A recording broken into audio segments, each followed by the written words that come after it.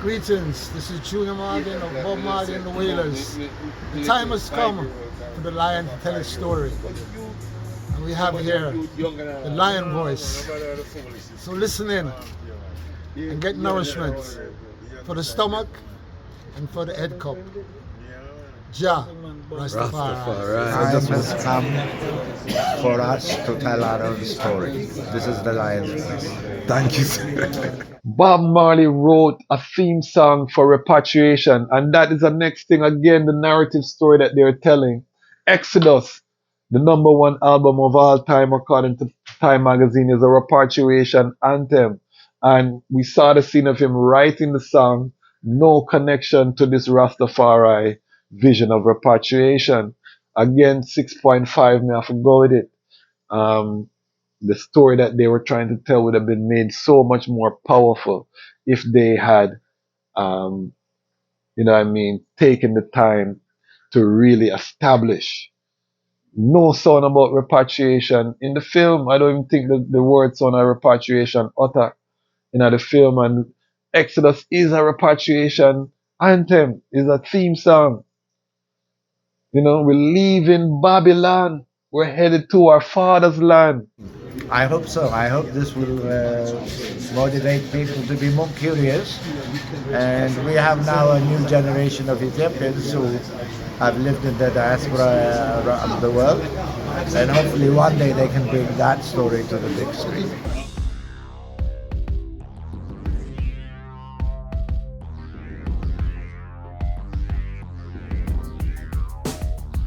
Well, lion voice, tell them that's the people first choice. Lion voice, make the lioness them feel nice. Lion voice, with the lion cubs we sacrifice. Lion voice, got to show the people them the light. Lion voice.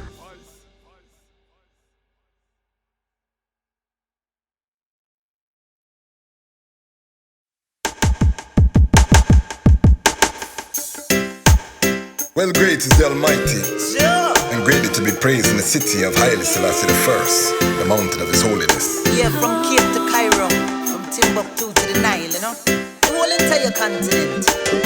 Beautiful for situation, the joy of the whole earth is Mount Zion, from Accra to Addis Ababa. Yes, it's a beautiful continent, better control, mama. Very beautiful. From Cape to Cairo, from Timbuktu to the Nile, I smile for Mama. I hear you call Mama Africa. Been so long since I see Mama. Father of Africa set the law. The lion come and dismantle Babylon flaw. We gonna use solar energy, use sanitation to build the ecology. We utilizing green technology. We hailing Haile Selassie first without apology. And then we build the youth them economy. We dismantle Babylon monopoly. We teach the youth them how to live properly. Tell them make sure them got the title for them property. Yes, it's beautiful. Greetings in that divine name of His Imperial Majesty, Emperor Haile Selassie I. Glory and honor in the name of His chosen Queen, Empress Wazira Menen. My name is Kwasi Bansu, aka the Dejazmatch Kwasi, aka Ras Kwasi, aka the Reading Ras, aka the Panafrican Happy Man. I'm a creative industry attorney, I'm an author, I'm an artist, I'm an actionist, and right now I am the host of the Lion Voice. Welcome to the Lion's Voice, and welcome to Lion Voice Network, where we are cultivating the Rastafari man to lead a prosperous Rastafari future. This is the network. We are on the front line of Rastafari. I want to big up everyone who has been taking this epic journey from us. If this is your first time watching, welcome to the Lion Voice Network. The subscribers have been growing. We have a lot of content taking place over on the I Never Knew TV platform. We just dropped the first clip from our interview with the Honorable Priest Lamont from the Ethiopia Africa Black International Congress, otherwise known as the Bobo Shanti. So check that out. Spraga Benz clip drop. We have that interview there. Priest Fagan, Sangy Davis almost at 100,000 views over there on I Never Knew TV, and we just did a review of the Bob Marley One Love movie on the Ballad and the Dread podcast over there. It's over 9,000 views. So things are bubble. We give thanks. So if this is your first time you come in with that wave from all of that activity, we just want to say welcome. Today's topic, we're going to be reviewing the Bob Marley One Love film. I'm going to have some clips from, I went to a private screening. I was able to reason with Crown Prince Ermias, as well as Ambassador Kirk Ward, former ambassador to of Jamaica to United Nations. Were both present. I had a chance to hear their sounds on the film, so I'll play those clips for the family. In addition to just giving a full, my full review, you know, I sat with it, reason on I Never Knew TV about it. I just rewatched my trailer review episode 170. So if you haven't seen episode 170, I reviewed the trailer. I set out some of my concerns and some of my things that I wanted to see. So we're going to go over all of that in this episode in terms of how did it match up from when I saw the trailer, what was the final product. So stay tuned. We're going to go through point by point.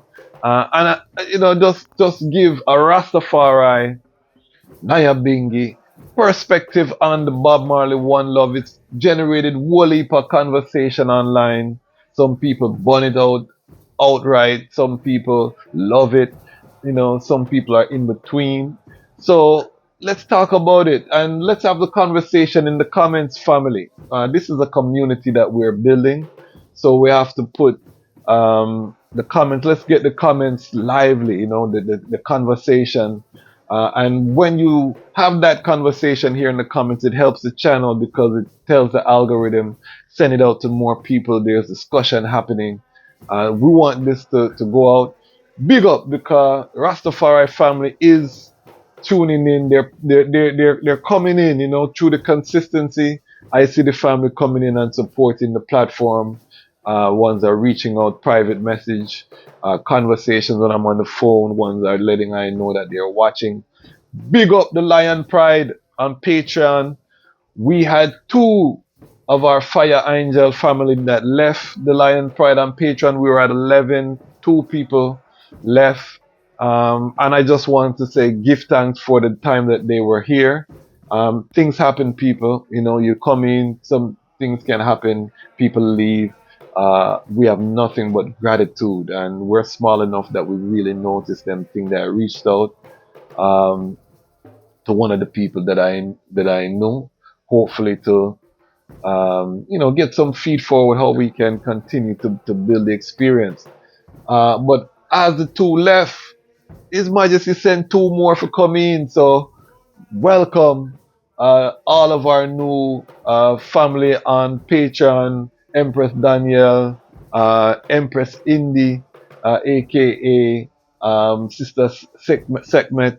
Big up yourself. You know, really honored to have the item to join. And the beautiful thing is that it's Rastafari Sistrin.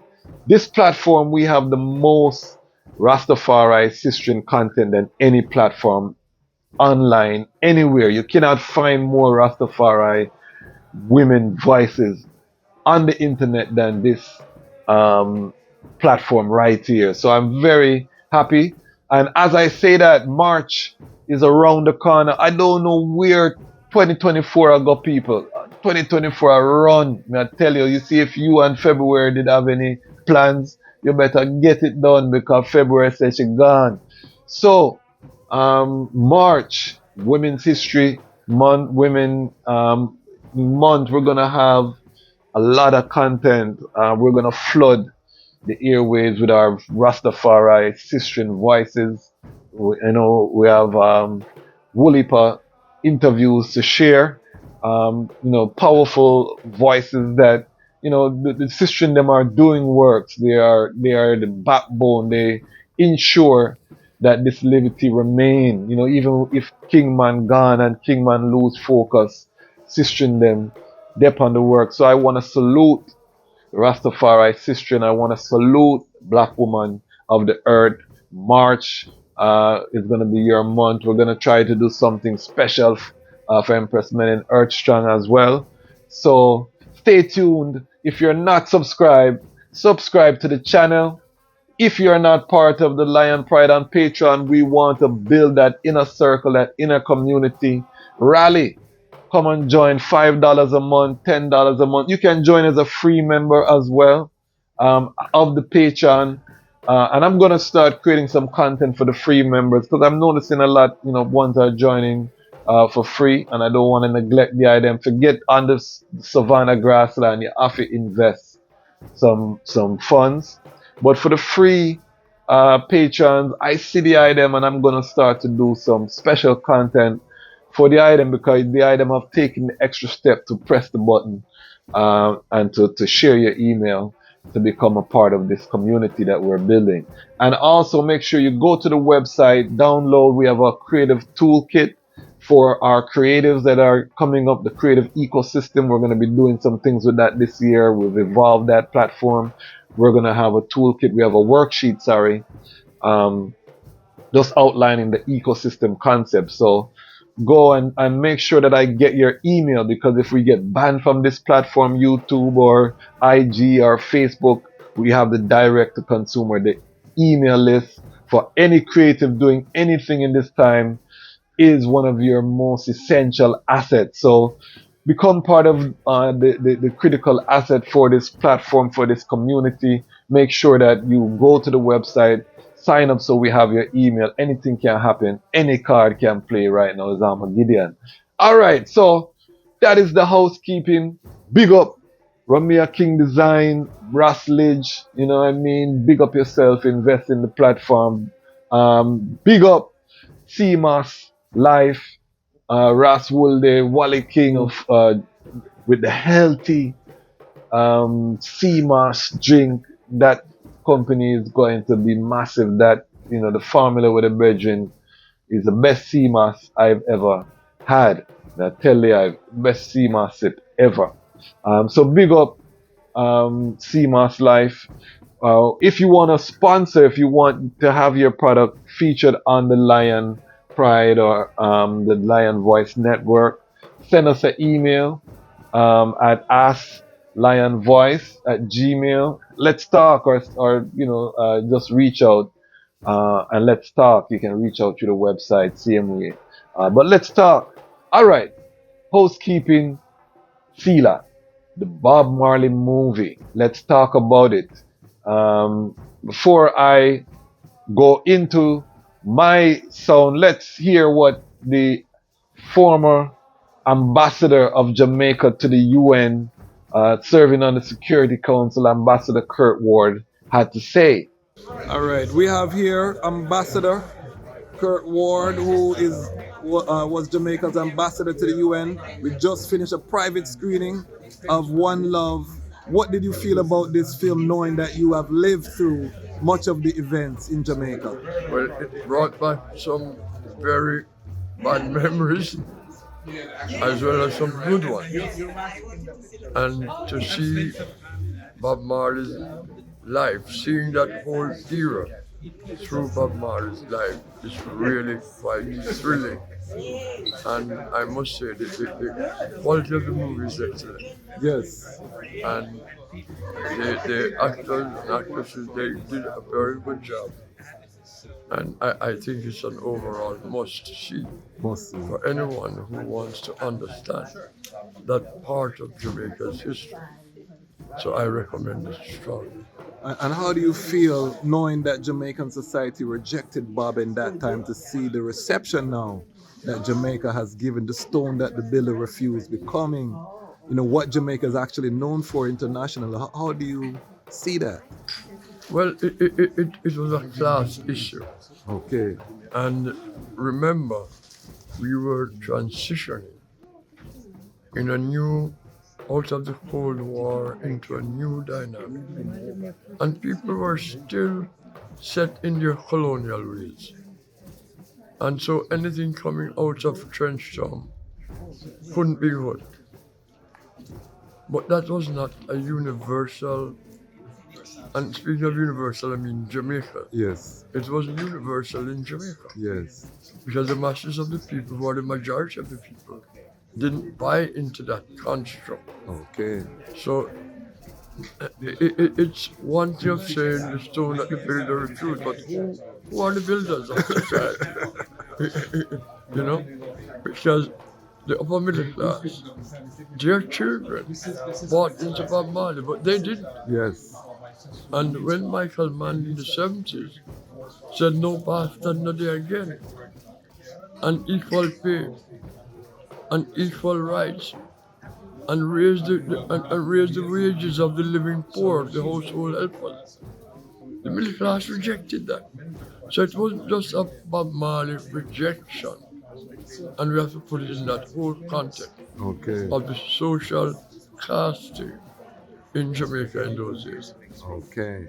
And you're saying that this movie is something that well represents Jamaica to the world. This is the biggest probably platform we've seen Jamaica on in terms of a Hollywood blockbuster film. What's the significance in this time when the world is so unstable to have a film like this that puts Jamaica on the map?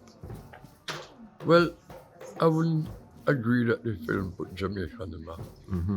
Because Jamaica's conduct of international relations has stood above most countries in the world. Okay.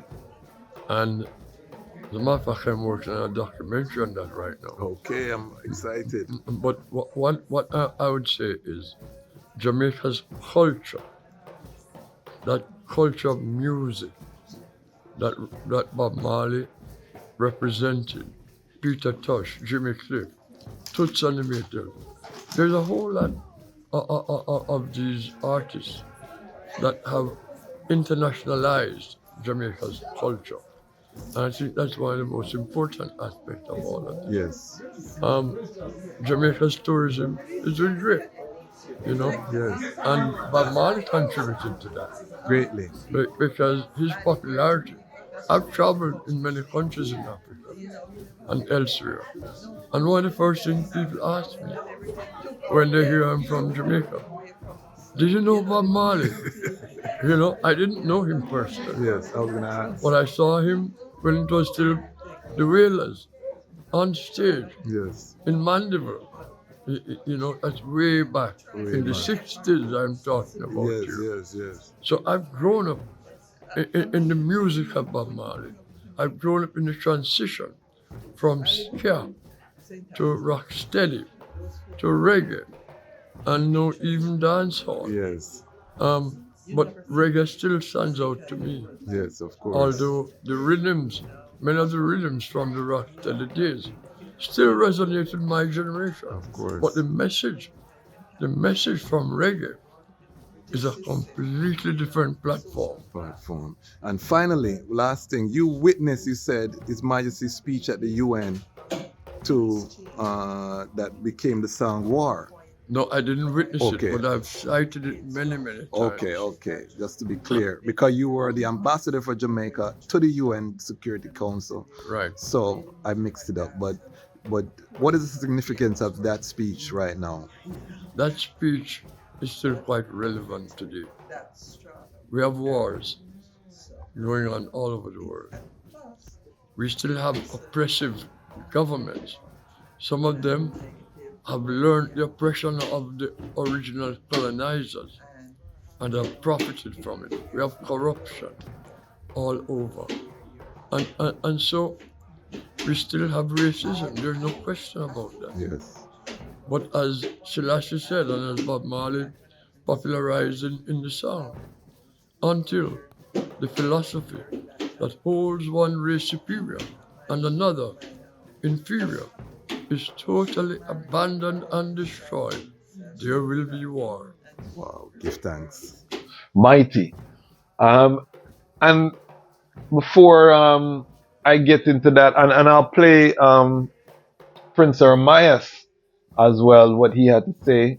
We also had attorney Gabriel Christian. The private screening was hosted by the law office of Gabriel Christian. That was one of the first law offices that I worked at as a young attorney. Always have to big up attorney Gabriel Christian, brethren.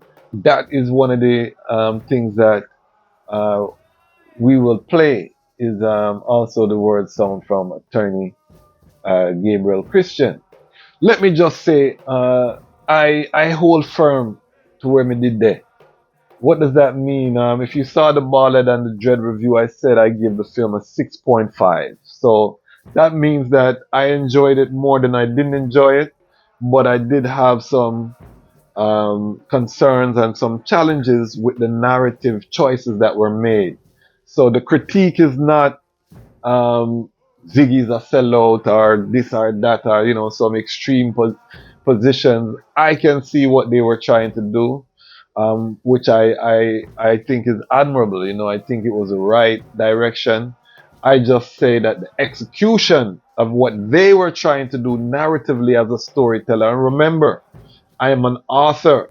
Haile Selassie's Ethiopia, you see it right here. So I'm someone who considers I myself a storyteller. Ones who have read the book have had good comments. So I think I am fairly good at storytelling, and so my concerns are from a narrative perspective. And this is going to be a spoiler review. I don't know if I said that. This is a spoiler review. So we're going to get into in depth what the film was saying. But ultimately, this is a story about a fatherless child who accepts a new father. That was the narrative through line that was anchoring the film, and that we saw that with him seeing his white father. The movie opens with him receiving a Bible as a little child, and he's going into Kingston. Then it flashback again to him watching his white father saying he doesn't want him and leave his mother gone upon the horse and then something there. Then you see him and Rita getting together, and him, Rita telling him about Rastafari, and then there's this motif of him running out of the burning cane field, and then someone coming on the back of a horse to get him. And when you first see it, you think he's the father. At the end of the film, is revealed to be an Ethiopian who, was the emperor. Is someone they have an actor acting as Haile Selassie, and we know because he's speaking Amharic. Avant the field marshal, somebody say him should have ride a white horse. That is very possible. I would have do that. Too, that would have been powerful. I don't have a problem with that. But what the major critique, and the movie opened up with Bob Marley also at a press conference saying that I come to spread the message.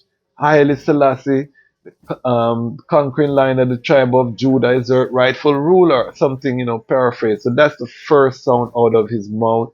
The movie ends with him saying, "Greetings, in that divine name of His Imperial Majesty Empire Selassie I the First." So that was the through line. I'm not making this up.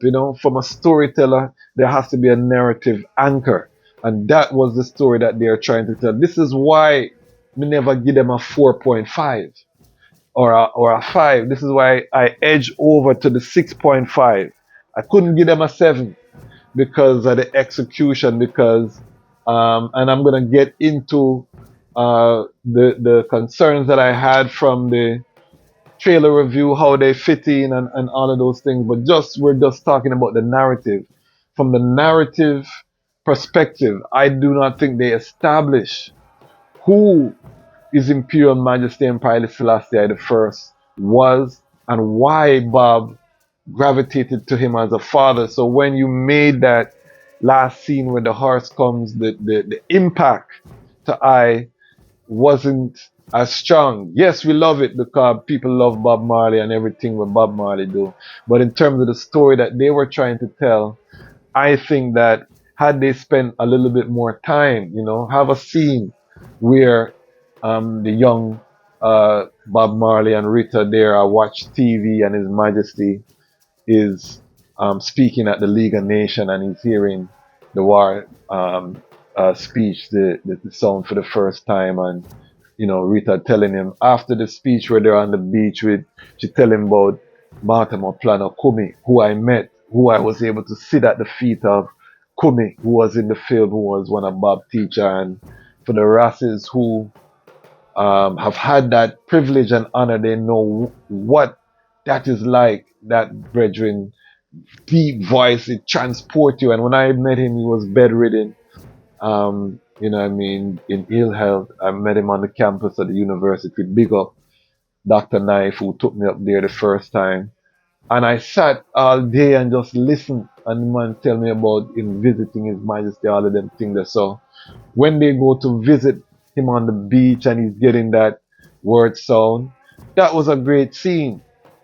Too short, too little, in terms of you put a lot of narrative weight on that little scene there. Needed some more. Yes, he here Kumi, but how did he make the leap now to say that Haile Selassie a living man? Because remember, it's one thing now when we can't see him face and we are the generation. I'm the Generation X, elder millennials. I'm the generation of them, who seek the face of the Most High. That means that we're born after His Majesty disappear from the earth. Remember, say Bob and them man, when them chart out on them journey as the whalers, His Majesty has sit on the throne, So all of the political criticism and thing for you are here a living man. This is why the Rastafari people were looked at as mad people, as you lose your mind, because this is not some fantasy where, it's a religion where you can't see what we are said. The man is living, the man has travel, and we are say, him are the man, him are the Almighty. So give us some of that within the context of the film. Again, why did he substitute, a film where Martin Plano was saying, Jah is the father to the fatherless, them kind of songs. Because them is songs where man utter in the movement and they come out of course, Psalms and King David and King Solomon, Psalms and them things that, so, and Proverbs. So you give us some of that within the film, and in the trailer, one of the things that I wanted to see was him writing war. They had a scene where, him think, flashback to the cornfield, you see the horse and thing, and then him just select war. Because we don't know even that that's a speech of His Majesty, it's not established in the film. When he picks that as his intro, coming the first song after getting shot, again, the narrative weight could have been more impactful as to drawing that connection. The casual fan full enjoyed it, and I saw it with people who are not deep into Rastafari, and them love it, almost universally. People who see it who are not deep. So the film would do what it was designed to do, but in terms of that impact, that connection, this is why again it got the 6.5 from I, and it don't go above the 6.5. And I'm going to share Prince Ermias again as an illustration of how the people then took to it. And I didn't know even that Prince Ermias knew Bob Marley and that, spent a lot of time with him as youth. So he got to share how he felt about it. But what I'm saying is that the narrative weight to anchor the story so that when these moments hit, when he's in the hospital and he hear that Rita lock saver and him say Rastafari, these things would have hit more if we know what Rastafari is about. You know what I mean? And this, again, I said this on the Ballad and the Dread, my concern with the commercialization of Bob is the de-Rastafarization of Bob Marley. This amorphous type of the message, one love. The one love that Bob was saying was a sound that came directly out of the Rastafari movement. Bob never come up with one love. One love was what the bridging them was a utter them time there. You know what I mean? The oneness, the love, all of these things, everything that he did was framing out of a Rastafari context, the herb. You know what I mean? You see him with the spliff, but we don't get to make none of them connections. We see them and them at the binga smoke, the chalice, but again, we didn't take the time to establish who Haile Selassie is, who Rastafari is.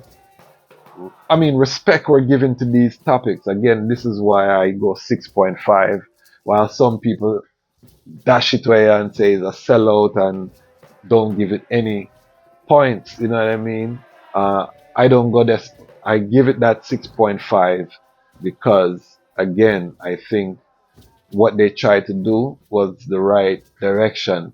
Father of the fatherless, show that connection. He didn't know his father, so Rastafari became his father, and that relationship impacted him to change the whole world.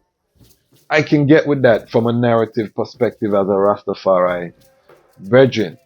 However, again, I don't think that the execution rose to a 7, a 8, which is excellent, 9, which is near perfection, 10, which is the chef's kiss. And just to, I would give Malcolm X a 9. That movie was near perfect Spike Lee's interpretation of Malcolm X, I would give that a 9 out of 10 in terms of a life story. Now, this wasn't a biopic, in terms of the chronological order. It's a small period, so the door is open. So let me just go through from the movie review. There were some concerns I had. I'll go through them one by one, and we can talk about each one. So the number one concern that I had was the accent. The Breen Kingsley Benadir, you can see he put in the work. The accent was not, you can tell immediately he's not Jamaican. It didn't distract from the film, the acting and the accent that he gave, it just exuded me put in whole heap of work, forget where me there, and I'm being respectful. It didn't seem like a mockery or a mimicry, which was the concern that I had in terms of the accent. So for the accent, it ended up that wasn't a huge issue. That was one of the concerns. The dread wig and the shave up, I'll say that the locks weren't that bad. The wigs that he had on wasn't that bad. What was taking I out of the film was the shape up, to shape up, you know what I mean? Bob was a Ras in the sense of natty dreadlocks, we don't trim or shave, no scissors and comb. There are Rastafari brethren and Rasta brethren who clip up them biceps and thing. Bob was not one of them. He just never have a whole heap of biceps. It's like, this, you see, my bicep can't connect. It probably will connect at some time. I'm still a young brethren, in my mind. So we have time. It didn't connect up, but, the biceps was too clean. So that kind of Cali dread, the mustache shape up, and it was taking eye out of the film. That was the visual of Bob, because just knowing that naturality that is exuded by the Rastafari man, within his fullness, who don't apologize for coming to the world as him is. You know what I mean? We don't try to alter our appearance. A lot of people on this planet, the Roman principle, they don't even know what they look like within their naturality, because they shave all of the time, they clean face all of the time. We come as the Almighty created us in the fullness of man. We exude that masculine frame, and the shape up kind of give it that kind of GQ, that kind of modelish, and it took me out. And that was one thing that took me out. Again, 6.5. The thing wasn't perfect, but again, I loved it more than I didn't love it. You know, I liked it more than I didn't like it. The third concern I had was the Jamaican actor, getting a Jamaican actor. Still think it would have benefited. All respect to Kingsley Benadir. Every respect to the brethren. You know, he's probably what they would say a B-list actor going up to the A-list. This might even catapult him to A-list status with the financial success of the film. This movie never need that. You know, Bob Marley was a seller. People were going to see this movie, whether it was Kingsley Benadir or whether it was Delroy from out of Kingston 13. You understand? So you could have cast a Jamaican. I understand, I'm not naive, that the studio is not going to spend 70 million without some names attached, which is why you have the Kingsley Benadir, which is why you have the Lashana Lynch. You need some names to get the investors to write the check that's going to finance. And a lot of these studios don't even spend their own money. They still go out and get, you know, investors and capital to fund these films. So I understand the business. I'm not naive. It didn't need that though. You know what I mean? Bob Marley sells. People wanted to see the Bob Marley story. They wanted to hear the Bob Marley music. So I still would have liked to see a Jamaican in that role, and I think the national pride that would have had, you know, the impact, you know, because that would have created a Jamaican star potentially. That I think was a missed opportunity. Again, this is why I gave it 6.5. Number four concern I had was the relationship with the emperor. How are they going to portray Bob's relationship? And you can hear from my narrative critique what I thought about that. They didn't disrespect it. It was in the movie. In fact, it was the narrative anchor for the film. They didn't do enough to establish it in my view. However, we have to acknowledge that it was there. So big up to the scriptwriter, big up to Ziggy. And we don't know what got left on the floor, on the cutting room floor. They made some choices, you know what I mean, to Whole Heap More was filmed and cut out. So we don't know what didn't make it, but if they cut out those parts, they, I think, did their story that they were trying to tell a disservice by cutting it out. But the relationship with the emperor was there. So big up the ones them for that part. Number five was the portrayal of the Rastafari community. I think it was respectful. Nyabingi ones were there. Big up Earthquake, I brethren, Nyabingi brethren from St. Elizabeth was in the film, you know, prominently. We could see the brethren on the screen, and that gave I a joy. So you had an authentic Nyabingi man there. We had some other ones who were there on the harps and thing, where I don't know those elders, you know, they look a little clean shaven. I don't know, you know, who them is, but everything was done respectfully, you know what I mean? Everything as it relates to the Rastafari content was done. I think they could have done more. Again, that's my concern, or that was my issue, is that they could have done more to establish that part, because I think for the story they were trying to tell, they could have added. And when I say add more, you know, because you know, in Marley and the Dread, Big Up Atarchi, you were saying everybody have them pieces you keep add it would be a Titanic 3-hour movie. And when I say more, I'm talking about a 2-minute clip here, you know, just a flashback, these kind of things. So it doesn't have to be, you know, wholly, but just give us some critical, because one thing I will say about the filmmaker, you know, the director did an excellent job, because I watched it twice, and the movie moves, you know, there's not, to eye the pacing was good. You know what I mean? There was not a lot of wasted scenes or dead time on the screen, or, you know what I mean? The movie was a well cut, well put together film, in my estimation. Again, the challenge was take those times to have those scenes to establish, because you're putting a lot of weight on scenes that to I were too shallow, that don't establish that narrative message that they were trying to establish. So that was the Rastafari portrayal.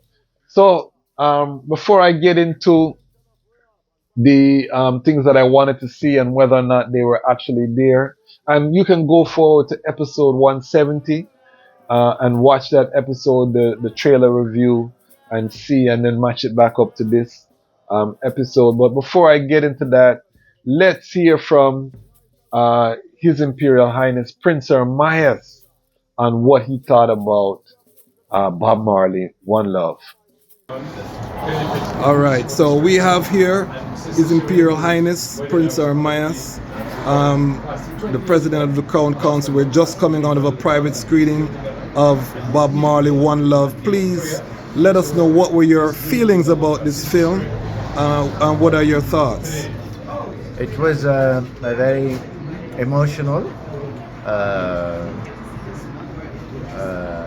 film for me because I had spent time with Bob and knew him personally. Okay. And those scenes in London and in Jamaica and California during that era came back alive to me.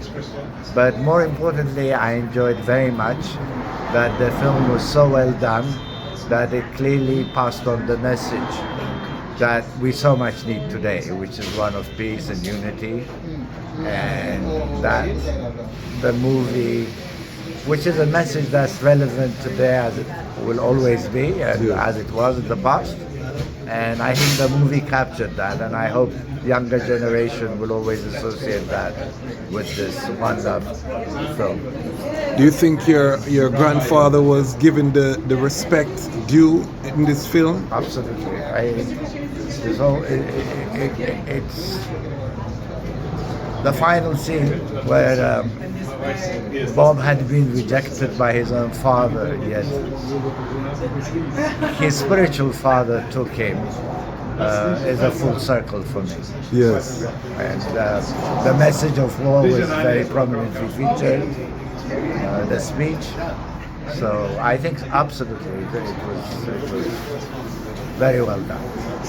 And also, what are some of the other stories do you wish that, do you hope that this is a door to open to many more stories to see your grandfather and the history of Ethiopia on the big screen? I hope so. I hope this will motivate people to be more curious. And we have now a new generation of Ethiopians who have lived in the diaspora around the world. And hopefully one day they can bring that story to the big screen. Finally, what words were, I say that World War III has already started. When we look at the world conflicts, and we listen to His Majesty's speech to the UN, which now becomes very haunting. What words would you have of encouragement for young people, for all the people looking at all of this global conflict, seeing all of these issues from the Crown Council, from a family that represented the moral conscience of humanity? What would be some words that you could share with us in these trying times for humanity? I think faith will always be the foundation, and we can never give up, because what alternative do we have apart from working for peace? Otherwise we'll self-destruct. So I hope this will be the consciousness the younger generation of people will glean from films like this, the messages of my grandfather. We have no other choice but to overcome all type of conflict and try to find a common ground for peace. Mighty. That is the bloodline, King Solomon, the grandson of His Imperial Majesty, able to, and I give thanks, he wrote the foreword for my book, one of the forewords. So long relationship with Prince Ermias, and actually I first met him as I was working at this law firm. I was able to do some things on behalf of the Crown Council. So, proud moments, as a young Rastafari attorney to do that. And over 20 years, because I'm celebrating 20 years since I started at the law office of Gabriel Christian and Associates. 20 years later, to still, be able to see the prince. We give thanks for that same way, it's a blessing. Before I go into the music, let me also just play a clip from the founder of the law office of Gabriel Christian, one of Iman teachers, as an attorney, attorney Gabriel Christian. We have here the person that made today possible. One love. Yes.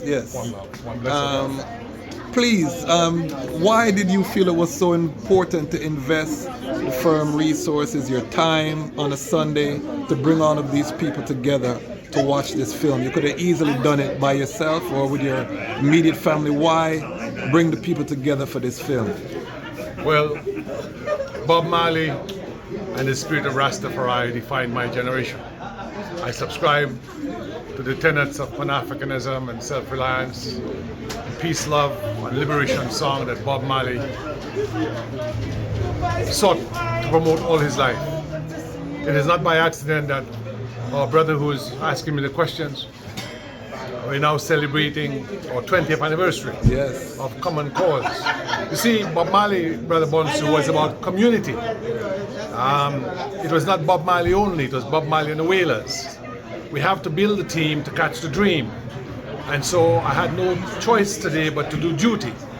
Duty to our community, which needs leadership of a Pan-African nature, leadership that is kind, conscious, and focused on teaming so that we can build equitable, progressive, and prosperous societies, which would be the worthy legacy of the likes of the Right Honorable Marcus Mosiah Garvey and Bob Marley and His Imperial Majesty Emperor Haile Selassie,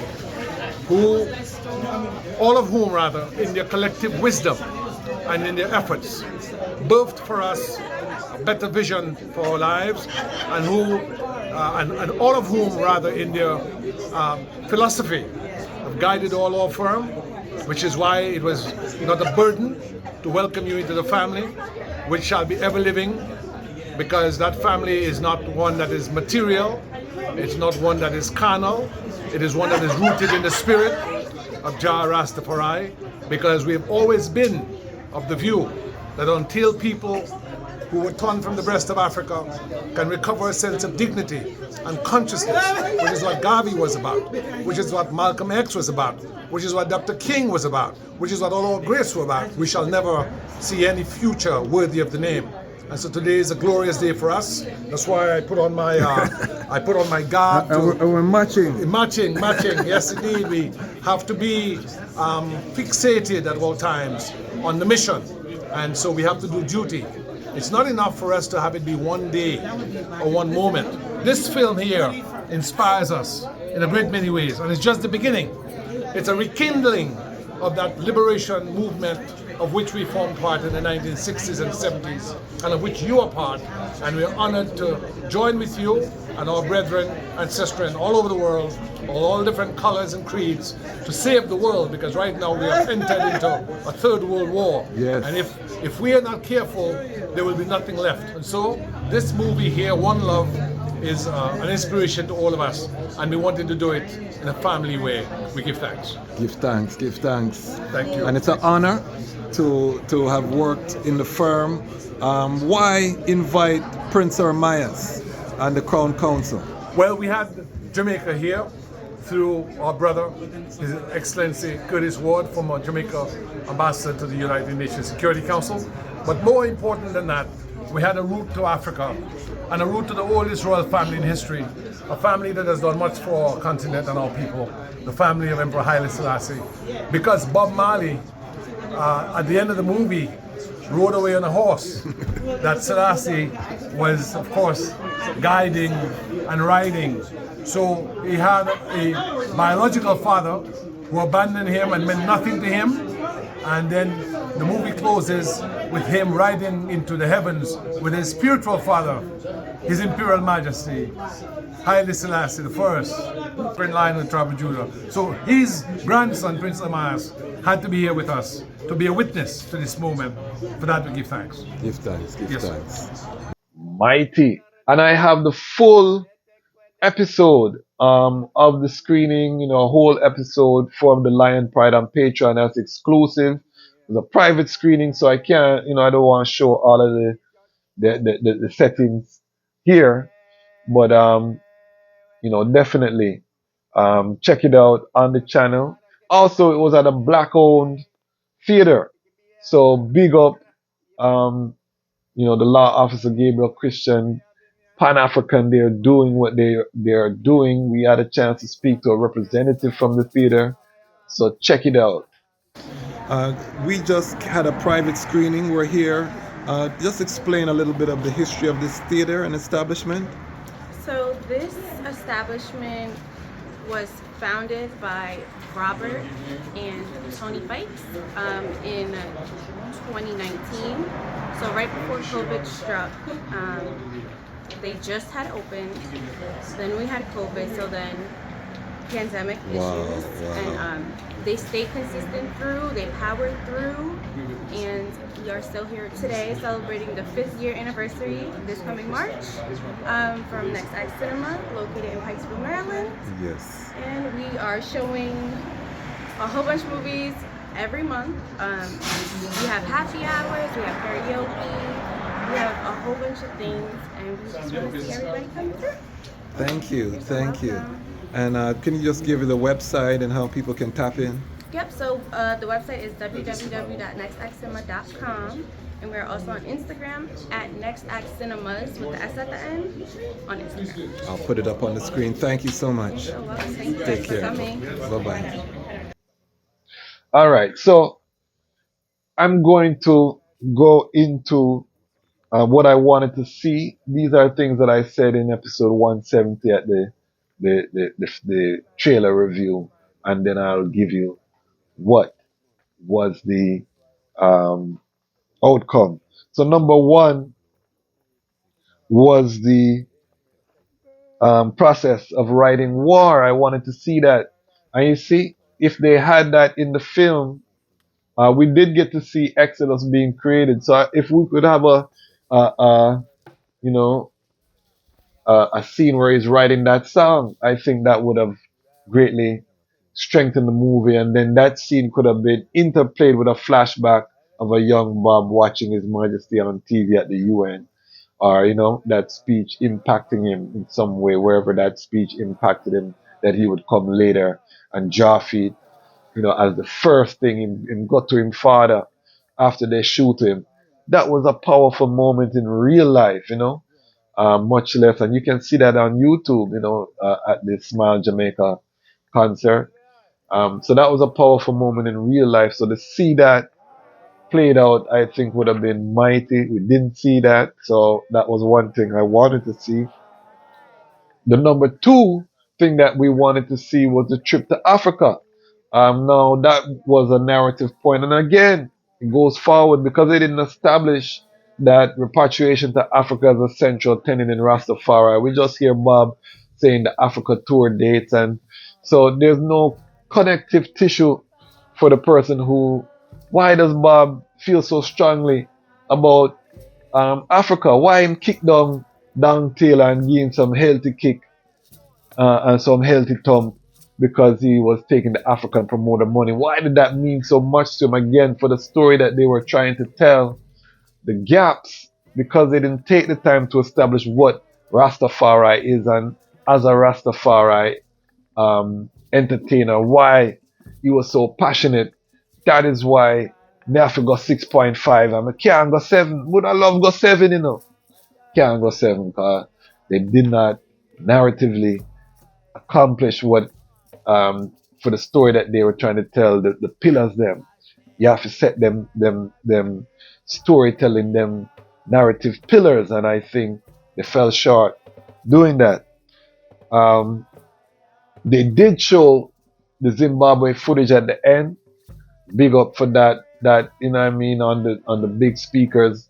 Let's talk about the musical experience. That's why I tell everyone they have to go see this film just to hear music, that war bass line on the theater, the Dolby surround sound is an experience that if you are Chad Earth, why not experience that in your life?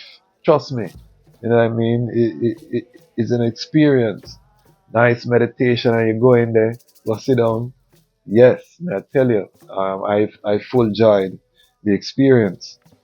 Um, and then the third thing I wanted to see was the journey into Rastafari. Again, we got the scene on the beach, short scene, and we got, his interaction with Kumi, seeing him as a young brethren at Naya Bingi and them thing there. So we got a little bit. Would have been good to get more again to anchor the story and the story that they were trying to tell. But these are the things in terms of I and I review. Um, the how I see the film. Again, there is a lot of discussion happening. Huge press tour. One thing we have to big up Ziggy.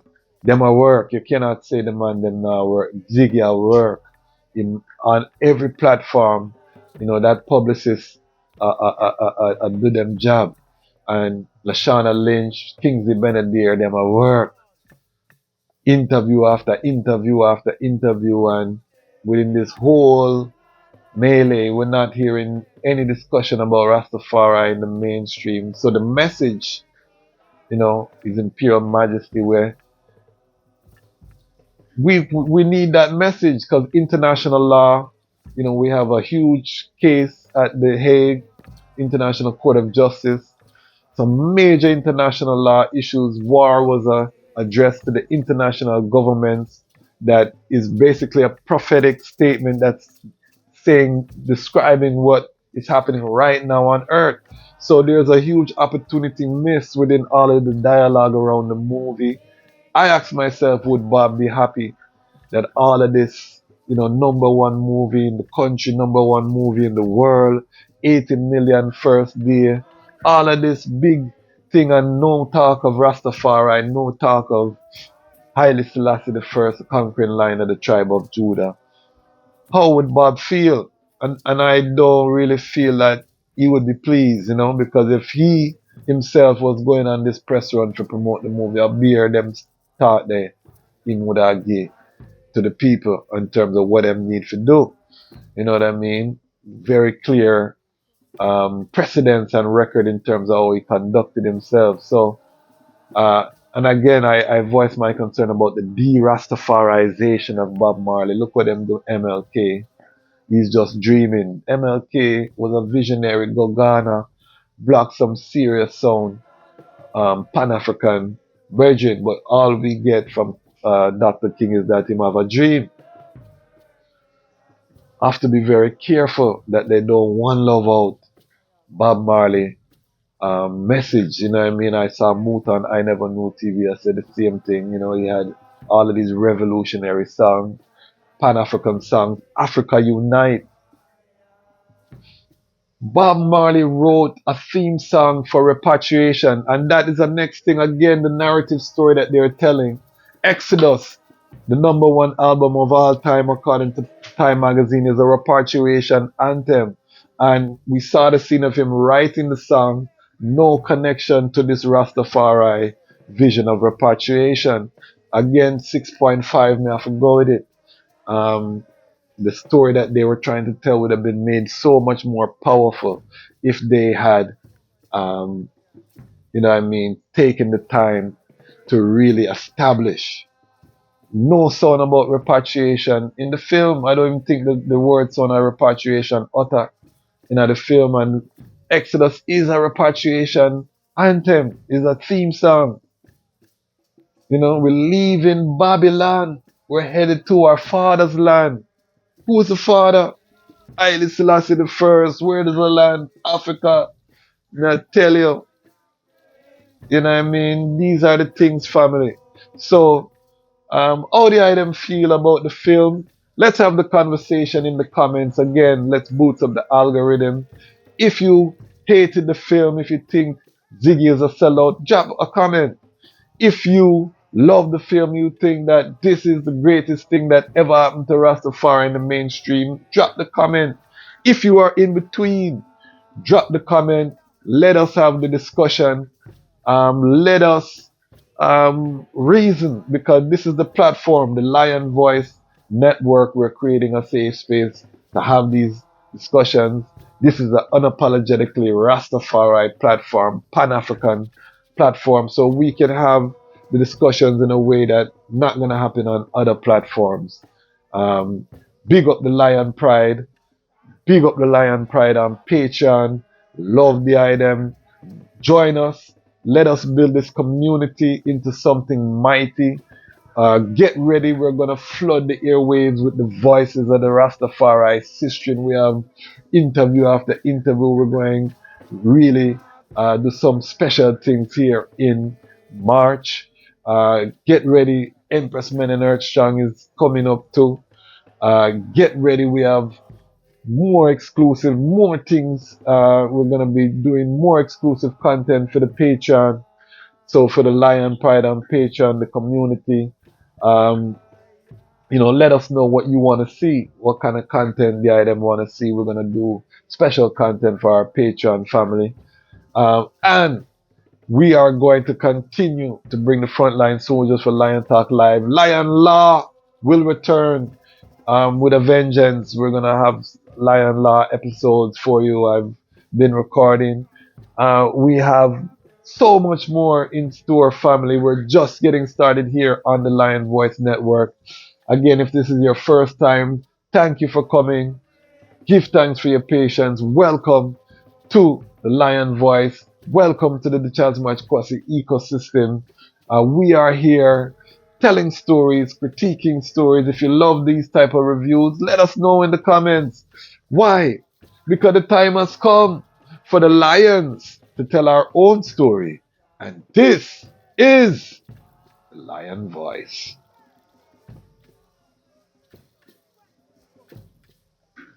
Lion Voice.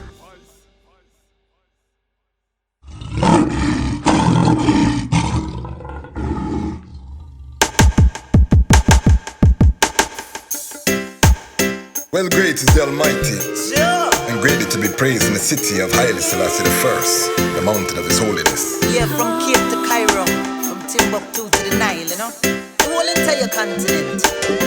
Beautiful for situation, the joy of the whole earth is Mount Zion, from Accra to Addis Ababa.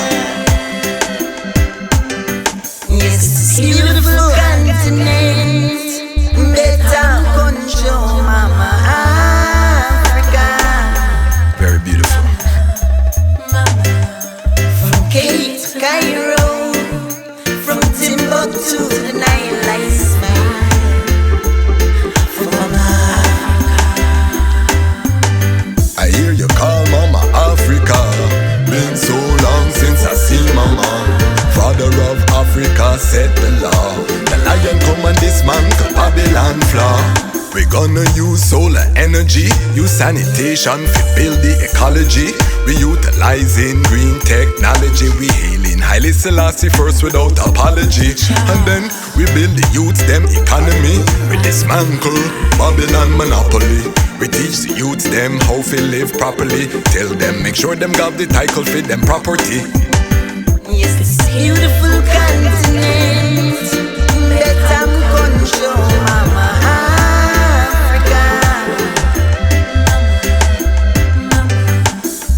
Cape to Cairo, from Timbuktu to the Nile, I smile.